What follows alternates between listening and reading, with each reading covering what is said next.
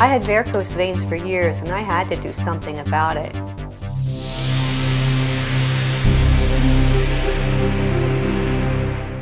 Varicose veins are a common condition in the United States, affecting up to 25% of men and up to 40% of women. Genetics is the primary contributing factor for varicose veins. Other factors include aging, leg injury, and occupations that require standing for many hours. Varicose veins are bulging veins that are larger than spider veins, typically 3 millimeters or more in diameter. Fortunately today, varicose vein treatment usually doesn't mean a hospital stay or a long, uncomfortable recovery. The treatment for varicose veins has changed quite a bit since I've been practicing. In the past, ligation and stripping was used primarily in the hospital setting. The benefits of EndoVenous laser treatment and ambulatory phlebectomy is that now the patients can be treated as an outpatient and get up right away and walk, and don't have to be in the hospital and don't have to have stitches or any general anesthesia. The Florida Vein Care and Cosmetic Center has become one of Central Florida's preferred providers specializing in the treatment for varicose veins. Dr. Richard Bragg is a nationally recognized leader in the field of vein care with more than 10 years' experience and close to 50,000 treatments performed. The patients that are more likely to get varicose and spider veins are patients that have a history of a genetic predisposition to weak veins, or that have had multiple pregnancies, or have jobs that they're standing all the time. Trauma and sun exposure is much less of a risk. The reasons why I wanted to have my varicose veins fixed were my legs were tired, and so tired that I didn't even want to take walks. And they hurt, they were swollen, they felt uncomfortable at night in bed, and they looked terrible. Hello, Joan. I'm Dr. Bragg. Nice to meet you. No one likes to go through an operation, but I was glad I spoke with Dr. Bragg. He told me about a non-invasive procedure. In Joan's case, we examined the legs in a couple different methods, but we used the gold standard, which is the ultrasound machine. Once the ultrasound has shown us where the leaks are in the veins, then we're ready to proceed to the ambulatory phlebectomy and EndoVenous laser treatment. The vein ladder allows me to see beneath the skin and outline the veins with a surgical marker. Now that the markings are done, we can use these markings during the surgical procedure to remove only the veins that are leaking. Now we use the ultrasound to mark the perforator vein, which is where the main leak is coming from. So the next step is to numb the area where the leak is.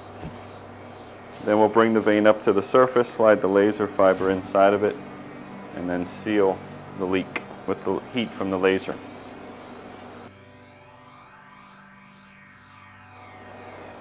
The patient's awake, so we're just using local anesthesia.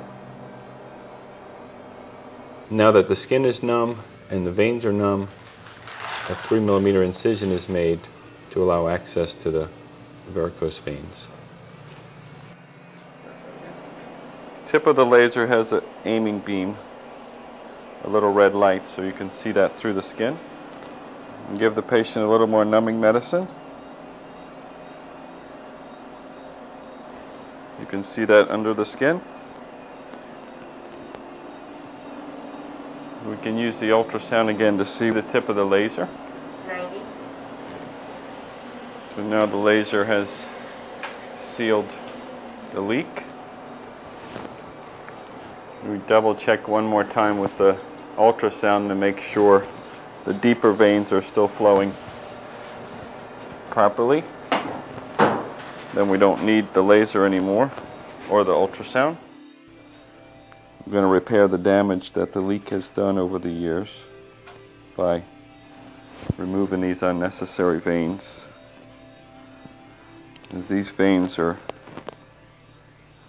just a reservoir to pool blood, and that's what gives the patient either swelling or discomfort, aching. Now the veins are removed slowly. small segment at a time.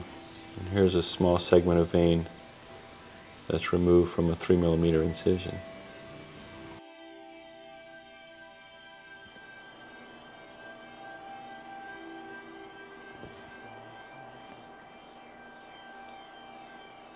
How was the procedure for you, Joan? That was fabulous. I mean, I didn't even feel anything. I didn't know anything was going on. It was great. Good. Well, we'll wrap it up as soon as we get you cleaned up. These are the multiple incisions that were done by Dr. Bragg, and we put steri strips on them. They don't need any stitches. And on top of this will be a series of wraps and then the compression stocking. Patient is to leave all of this alone until a week from today, wherein we will take the dressing off. This bandage and stocking stays on for 7 days without coming off. And the patient will have a plastic sleeve that goes over the whole thing so they can take a shower. You're going to walk every day. Okay, sir. Half hour or so. Today you're going to walk as soon as you get up. You'll walk outside. Well, you can get up and down and do your errands around the house and stuff. Okay. You don't need to go out and walk a couple blocks or a mile today. You'll already have done it today. Okay. Tomorrow you get in another 20-30 minutes. Okay. And the next day, if you want to walk longer, it's okay. It's important to walk after our procedures because it helps prevent any blood clots. It also will help flush out the medication that we put inside the vein, if it's a sclerotherapy. So the sooner it's flushed out, less side effects, less chance of any blood clot. As you walk, the blood that's inside the veins will move out, more likely that they'll seal shut and stay shut. So that's why we do the walking. Hello again, Joan. Now that we've taken care of your large varicose veins and it's been about a month, we can start working on the spider veins. Many patients are concerned about the cosmetic veins, which are called venules, spider veins, or feeder veins. And those veins don't have to be treated in a surgical approach. They can be treated with small injections called sclerotherapy. And this is a procedure that is done in the office. Patients get up and walk immediately afterwards. And it's done in several sessions, usually 3 to 5 sessions, about a month apart. And with sclerotherapy, we're actually putting a sclerosant medication inside the vein that irritates the lining of the vein, makes the vein seal shut. And what you see here is these are feeder veins, the green vein right here, that feeds into the purple veins. And these would be spider veins. Typically the patient is more concerned about the purple veins, but if you don't treat the feeder veins, you're not going to have very good results on the spider veins. So we'll go up to the feeder vein, right? Little stick.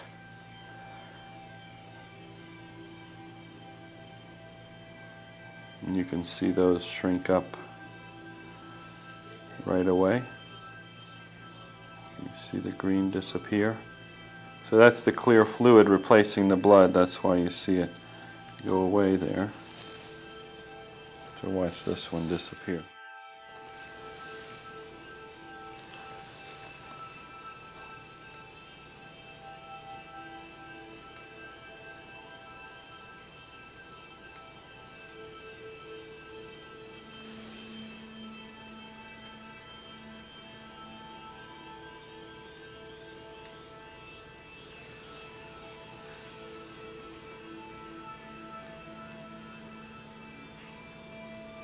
So you remember that area that was purple?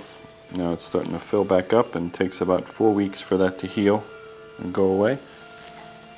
I'm so glad that I had this procedure done. It was a lot easier than I thought it would be.